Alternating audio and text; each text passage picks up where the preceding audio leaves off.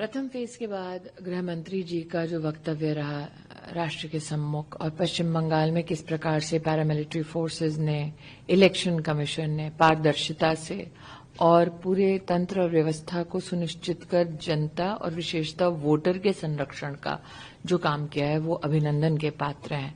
मेरा ये मानना है कि इस पूरे कैंपेन में आपने देखा होगा भारतीय जनता पार्टी के कार्यकर्ता अथवा हमारा नेतृत्व बार बार पश्चिम बंगाल के उन्नयन, उसके विकास के संदर्भ में परिचर्चा करने का प्रयास कर रहा है, लेकिन तृणमूल कांग्रेस की ओर से वातावरण को धूमिल करने के लिए पश्चिम बंगाल में अर्थव्यवस्था की क्या चुनौतियां हैं, पश्चिम बंगाल में लॉ एंड ऑर्डर की क्या चुनौतियां हैं, इन प्रमुख मुद्दों पर चर्चा करने के बजाय तृणमूल कांग्रेस ने मोर्चा खोला है तो झालमुड़ी पर खोला है।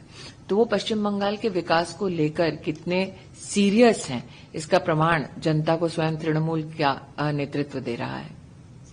बात झालमुड़ी की आ गई है तो झालमुड़ी से स्टार्ट करते हैं, क्योंकि प्रधानमंत्री जी ने जब झालमुड़ी खाया तो यहां भी झाल तीखापन आ गया राजनीति में कहीं ना कहीं। टीएमसी के बातों से ऐसा लगा। वो कह रहे हैं कि प्रधानमंत्री दिखावा कर रहे हैं, लोगों से कनेक्ट कर रहे हैं।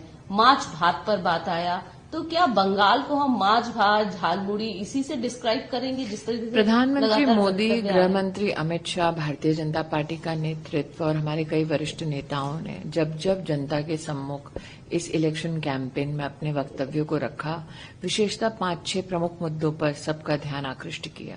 2014 से लेकर 2026 तक, चाहे वो टैक्स डेवल्यूशन हो, चाहे ग्रांट्स इन एड हो, चाहे 50 साल का इंटरेस्ट फ्री लोन हो, कुल मिलाकर लगभग 10,60,000 करोड़ रुपया पश्चिम बंगाल के विकास के लिए भारत सरकार की ओर से सुनिश्चित किया गया।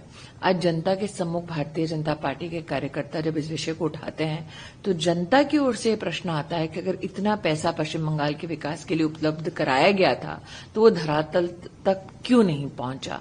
आज जनता के मध्य में ये सवाल उठता है कि चाहे वो आम्फान का पैसा हो जो विक्टिम्स के पास जाने की बजाय तृणमूल के गुंडों ने लिया, चाहे वो प्रधानमंत्री आवास योजना हो जिसमें तृणमूल के नेताओं ने न सिर्फ कटमनी लिया बल्कि जो गरीब उस योजना से लाभ उठा सकते थे उनको ना ये योजना देकर तृणमूल के समर्थकों को, तृणमूल के नेताओं को इल्लीगली वो दिया गया। ये जनता के मुद्दे हैं।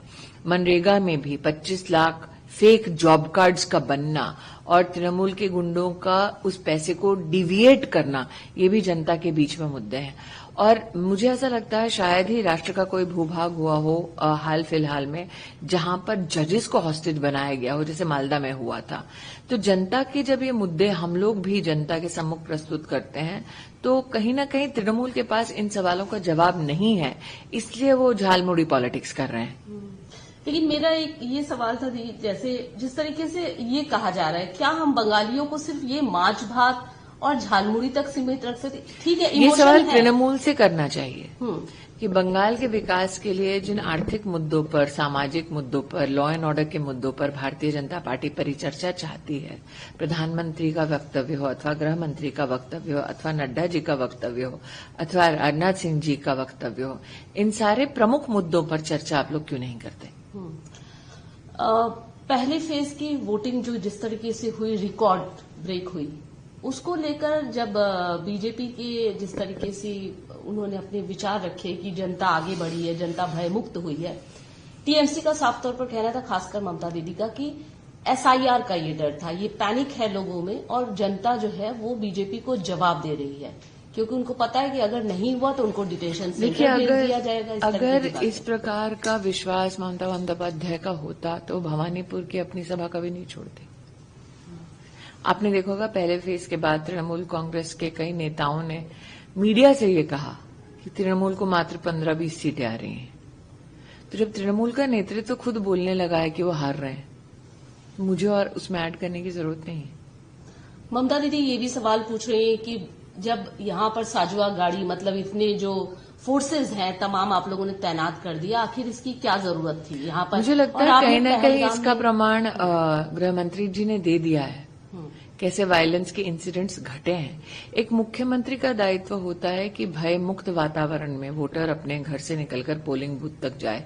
ये इच्छा ममता बनर्जी की क्यों नहीं है? उनको तो स्वागत करना चाहिए। आपने देखा कांग्रेस के एक नेता अधीर जी ने पैरामिलिट्री फोर्सेस का समर्थन किया, उनका अभिनंदन किया। तो ऐसा क्यों है कि ममता बनर्जी को लगता है कि भय का वातावरण बना रहना चाहिए? मुख्यमंत्री होने के नाते उन्हें तो स्वागत करना चाहिए।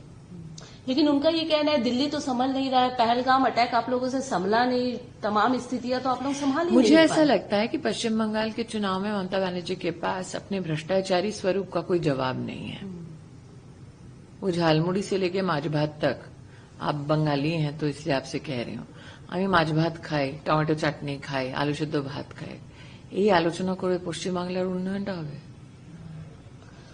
मैं क्या खा रही हूँ इसका पश्चिम बंगाल के विकास से कैसे सीधा कोई संबंध है? लेकिन एक बात जो लगातार हिट कर रही है, बंगाली अस्मिता की बात हो रही है। आज फिर एक लेटेस्ट ट्वीट भी आया है टीएमसी का, जिसमें ये कहा जा रहा है कि अगर आप बंगाली बोलते हैं तो आपको बांग्लादेशी करार दे दिया जाएगा। टीएमसी में इनके खिलाफ आप लोग वोट टीएमसी दीजिए। में कितने नेता बांग्ला बोलते हैं? ऑनेस्टली ये चाहते हैं कि इस विषय पर परिचर्चा हो, मुख्य मुद्दे पर बात ही ना हो। 10,60,000 करोड़ कहाँ गया उसका हिसाब दे देती तृणमूल कांग्रेस पश्चिम बंगाल की जनता को। मालदा में शमशान घाट में 50 लाख का घपला किया है, इसका जवाब दे दे। क्यों तृणमूल के नेताओं के घरों से कैश मिला है, इसका जवाब दे दे। आरजी कार में क्यों एक लड़की के साथ न्याय नहीं हुआ, इसका हिसाब दे दें।